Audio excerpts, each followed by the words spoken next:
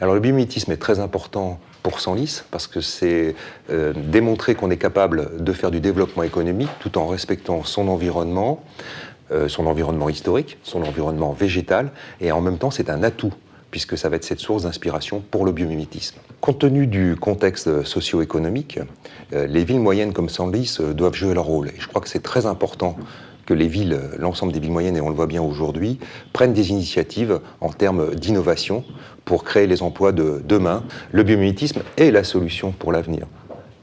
Pourquoi ? Le biomimétisme est capable de résoudre les problèmes qui vont arriver devant nous, une augmentation de la population, une protection de la planète qui est nécessaire pour l'avenir de nos enfants. C'est en même temps susciter une activité économique capable de créer de la richesse, non plus créer de la richesse à partir uniquement du pétrole, mais à partir de la biodiversité. La biodiversité, aujourd'hui, il faut la respecter. Pourquoi ? Parce que c'est la source de richesse de demain. Le biomimétisme le démontre. S'inspirer du vivant peut permettre de créer de nouveaux produits tout en respectant la biosphère. Les atouts de Senlis, c'est premièrement sa situation géographique proche de Paris et d'assurer la jonction entre la région Île-de-France et la région Picardie. Le centre de biomimétisme est très important pour le développement économique de Senlis. C'est à la fois préparer son futur en termes de développement économique, de création de richesses, de création d'emplois. Lorsque vous avez un ingénieur ou un technicien, vous créez aux environs de 3,7 selon les chiffres officiels, emplois dérivés. Des emplois dérivés qui sont des plombiers, des peintres, des maçons, et puis, je dirais, du gardiennage, du nettoyage. Donc c'est une vraie petite ville dans la ville. Pour les grandes entreprises et les petites entreprises, le biomimétisme, c'est une façon de faire de la recherche autrement.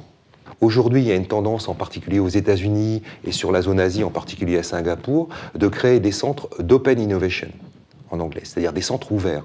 Des centres qui sont des hôtels de recherche dans lesquels on accueille les meilleurs talents universitaires, en fonction des besoins, les meilleurs talents dans les entreprises, parce qu'il y en a aussi en termes de recherche, et toutes ces personnes vont collaborer sur un même lieu, avec des moyens qui seront mis à leur disposition, pour avancer plus vite et mieux.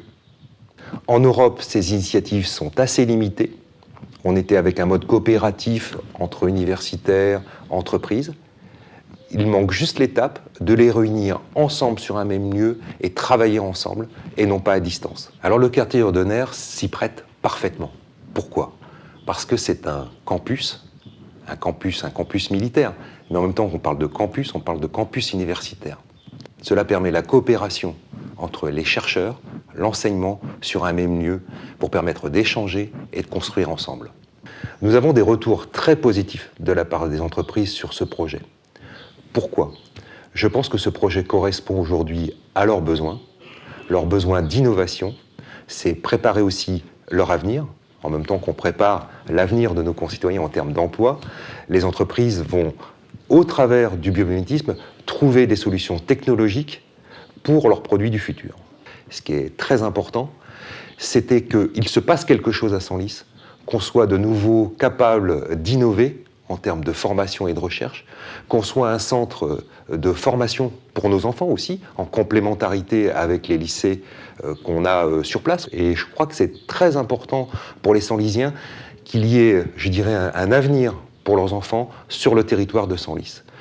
Le biomimétisme dans le futur, ce sera des entreprises biomimétiques qui ont intégré ces principes, mais ce sera aussi les villes biomimétiques, puisqu'on aura des produits biomimétiques. Et donc on peut imaginer ces villes du futur végétalisées, complètement adaptées à leur environnement, en symbiose avec leur environnement, des nouvelles structures. Des nouvelles structures, on peut commencer à les découvrir, il suffit de regarder sur Internet, faites ville biomimétique, on commence à les voir émerger. Vraiment, on a une période de changement, et le biomimétisme prépare à ce changement.